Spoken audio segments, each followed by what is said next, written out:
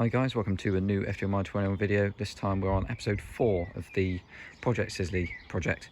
And what I have just done, which I'll point you to now, is I've fitted those cable ties to hold the brake lines into the slots where they should be. And that's the same on the other side. I fitted a cable tie just to hold it into the slots on the original fitting pieces on the rear axle. Today I'm going to be looking at fitting this rear bumper. I've bought some black coach bolts. I said I wasn't going to do it, but I am going to drill the back, and this is why I bought black ones rather than chrome ones like that are on Jurassic Panda, which you saw in a previous video. I want to keep the colour, obviously, and these will be going back to black because they're a bit grey at the moment, not too bad. But yeah, they'll be going back to black, and hopefully the black coach bolts will blend in a bit on the back then, and the side pieces are okay, so they'll still be flush, which is fine. So we're going to do that. Ultimately, the only other option is a new bumper, but as I say, Autodoc won't send them as the item's too big. So that's what I'm going to do in this video, and also we're going to start the service. I've got a few pieces down here.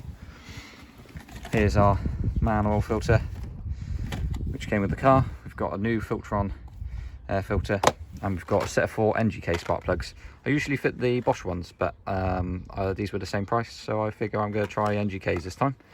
Now, I was going to do the oil, but two things. Firstly, obviously I was going to do the gearbox oil as well. The fill plug's just up here. It's a 12mm Allen socket. I've only got up to a 10, which is annoying at home. I do have 12s at work, but I'm not going back into work until obviously on Monday. So I will grab a 12mm Allen socket then. But another thing, I've noticed there's a bit of crud in the bottom of the fuel filter. I'll just show you here. The bottom is obviously a bit dirty. The fuel tank's new, so it can't be coming out of the new fuel tank. And obviously the petrol that went in there was new after the fuel tank was changed. So I can only assume this filter was actually changed before the tank was done. And obviously the old tank was quite rusty, so the rust in that tank is now in there. And probably got a little bit into the carb, although it did seem to run okay when I tuned it up. So anyway, I'm going to order a new fuel filter. I'm just going to give it a quick clean through, make sure everything's okay, put some new fuel in, and then we'll be good then. So we'll do that later on, because I still need to order one of these, and I still need to get the 12mm Allen socket to do our oil. And obviously once you've done the oil change, you want to start the vehicle up so that it goes through the filter and around the engine, so that you can check the oil properly from the dipstick. So yes, we will get to that later on, but for now we've got a few things to do, so let's get on with it. So I've just popped an old washing up tub underneath the oil filter. Obviously we will drain the oil into this when I manage to remember my 12mm socket as well.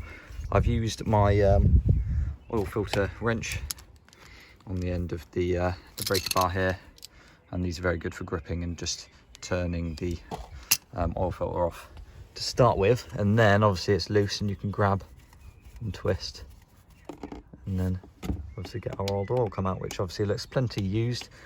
Obviously the previous owner has done most of the service bits on this, so it just needed a couple other bits, so the oil and everything.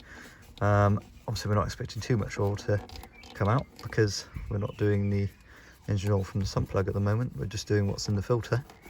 But I'm not starting this car again until the fuel filter's done, so I'm not concerned about running old oil through the new filter, which is fine. Fred is now going for 1,000,000 years. There we go. Obviously a bit more oil in there. But there you go, there's some old engine oil in there.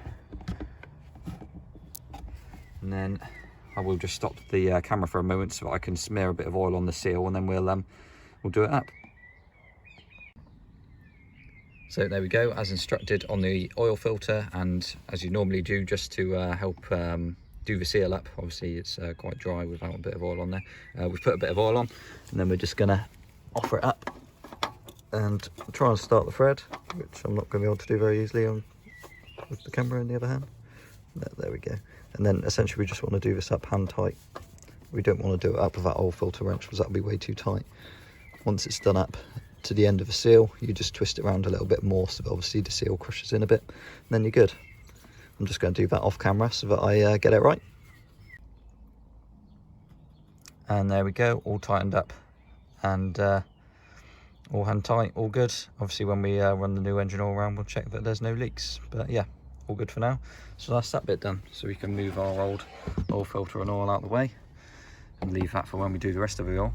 Now let's get up the top and sort the air filter and spark plugs. The cat has joined us again for another video by standing on top of Jurassic Panda this time. Hello. Anyway, onto the air filter and spark plugs, as I say. Yeah, that's typical of a Panda for that to just fall off because one of them's broken. Typical. Let's see if this side does it. Oh no, this side's actually intact. That's amazing. So we just want to remove this to obviously get to our air filter. I'm glad we bought a new one because that one is definitely not new. Let's just take that out and see how dirty that is inside. Yeah, that's pretty much not the colour we want. Let's grab the new one just so you can see. It obviously should be a nice clean look in there. Now I'm just going to grab a 10mm socket so that we can remove this nut on the top here and get this off so that we can get to the spark plugs easily. And here we go, we've got a 10mm socket on the end of a small ratchet there, and we've got a screwdriver because we also need to remove this to properly remove the air intake box here. So just undo that clip. Sorry, I'm only doing this with one hand. I am solely recording by myself again. Let's undo this 10mm for the top here. See if I can do all of this with one hand. That'd be great. Alright, 10mm is almost off. There we go. Let's put him somewhere safe where we can lose him. And then we just want to jiggle this off and then remove him from this pipe. Obviously this other one's still attached, but that's fine. And we can see down into the carb now. Looks relatively okay in there. Could do with a little clean, as I say. I thought we've got a bit of dirt from there, but yeah, that's fine. Now we're just gonna remove these HT leads without breaking them. And remembering roughly where they go, but luckily they're all different lengths, so that's always a bonus. Let's move this one over here, and then the last one, which is sort of half blocked via the fuel pump, off there. HT leads look good though, which is always a bonus, and they didn't break when they came off. Again, a bonus. I think these spark plugs look like they've been changed, but obviously it's been run on not the best fuel and everything, so let's just change them anyway. So I've just cracked them all off. I've used a 3/8 ratchet on it's a 1/2 inch 10mm spark socket actually, with obviously the 3/8 extension to my 3/8 ratchet. I've got an adapter there because annoyingly the old Halfords set has a 1/2 inch spark plug socket instead of a 3/8 like in my my new one that's at work. Just going to undo them by hand now that they're all cracked off. Obviously you want to make sure that they're nice and straight by holding it straight and using the other hand to undo it. When you're undoing them, you don't want to be snapping anything off. You can see it's a bit choked up there. Same on the first one I've taken out so far. Let me just take all the others out. And here's a little comparison. We've got the new NGK-Rs next to the old Bosch Super Plus spark plugs. You can see the difference there. Obviously the spark plugs are the same, but you can see the difference on the tips. Obviously these are unused, and these have been used in the carb that obviously hasn't been running quite right. It's choked them up very quickly, so even though these are probably very recent, I will keep them as spares just in case. You never know when you may need a spare. They might clean up, but ultimately we've bought these. They're very cheap. I think they're about £2.50 a plug with that, so may as well just stick these in, and then we know they're new and that they're all good. So we'll do that now.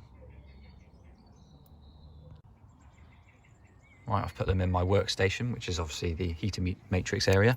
Another thing that I forgot to mention is that actually you just check that the gap is not like reduced massively where it's been dropped or anything. I have had that in the past where a spark plug box has been dropped and it's knocked the end in. It's very easy to knock the ends in. I'm not going to do it because I want to keep that as a spare. But normally they come with these good covers on the end, like that, when they come out of the box, so that if they are dropped slightly, that they don't get ridiculously damaged, or when they move about in the box anyway. But yeah, it does happen, so make sure you check those. I'm not going to record these spinning in. I'm just going to spin them in and then do them up, obviously not too tight, and then we'll be all good there. So now we can see our new NGK-Rs are in and done up with the ratchet. What I will add is that I normally do them up initially with just the socket and the extension, so that you can do them up straight and that you're not cross-threading them, and obviously you're not just cross-threading them with a ratchet. But yeah, once they're in a decent amount, obviously just use the ratchet to do them up at the end is what I tend to do. Because obviously you don't want to cross-thread the spark plug holes. Well, you don't want to spark plug any hole, but that's not a particularly good one to do, because then you've got to take the head off to get a helicoil put in, or even get a new head, I guess. I'm not sure. Don't want to find out, but there you go. And now, obviously, we just want to make sure we put the correct HT leads back on each spark plug. And you wait to hear the right kind of noise. There it is.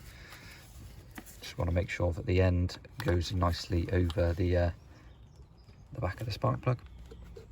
Can't do it now. Maybe it's already on. No, there it is.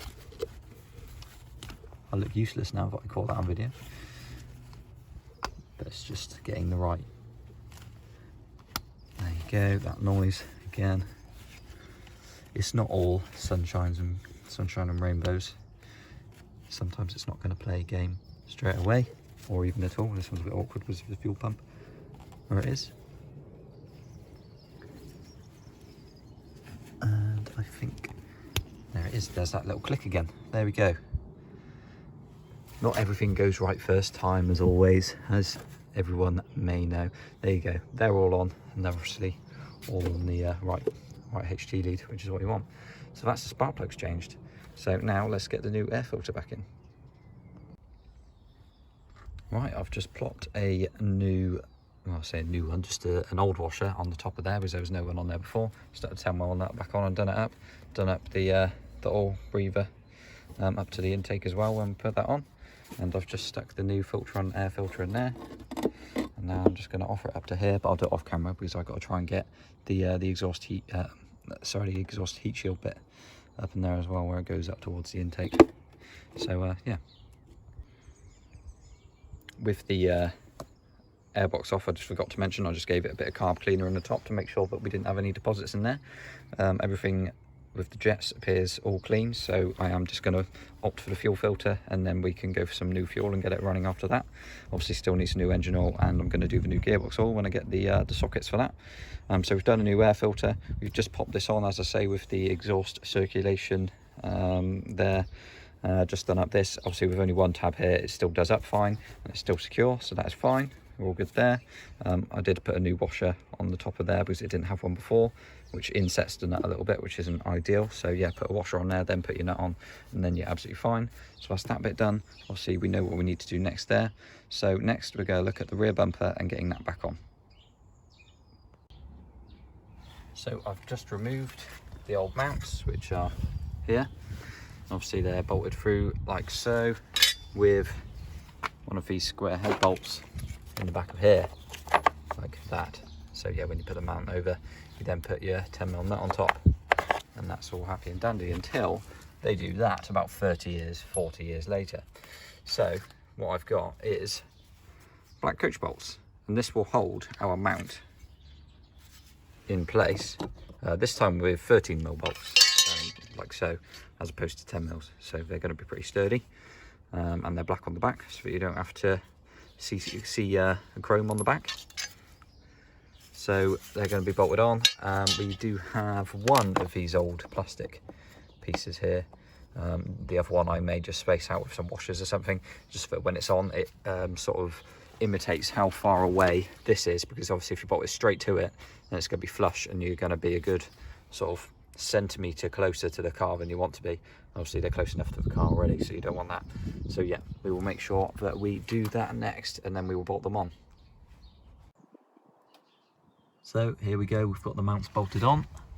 We've got the 13mm bolts mounted to the coach bolts there, and we've got the broken plastic piece here in the bottom, and we've got a water pump, a shower pump spacer on the top one there bolted through to give it the right amount it needs, like on this side where the plastic is raised. So that's fine. And then on the top here, obviously you can see the coach bolts. They do stick out slightly, but I think they look okay because, well, the Mark 1s had coach bolts in the front and rear bumpers anyway, so that's fine. And obviously they're the same colour, so they roughly blend in. As I say, we didn't have an option unless we can find a new bumper that someone will actually send without charging us £1 million for import fees as well.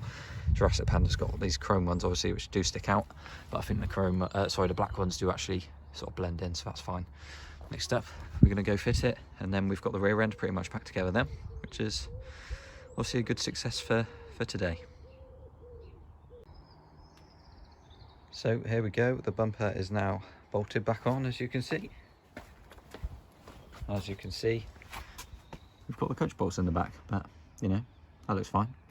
So we've got obviously 13mm nuts holding the other side of the mount to the car now, and I've got a new 10mm nut on the inside of each side one, with extra washers, so it actually holds this time, because before the way that the bolt and nut was holding the original square bolt in, because the plastic isn't great, the way it was done, when you were putting the nut on the other side, it was pulling the rest of the nut and the rest of the square bolt through, because the washer on the other side wasn't big enough. So I've put that on there, and now it looks fine. So there you go.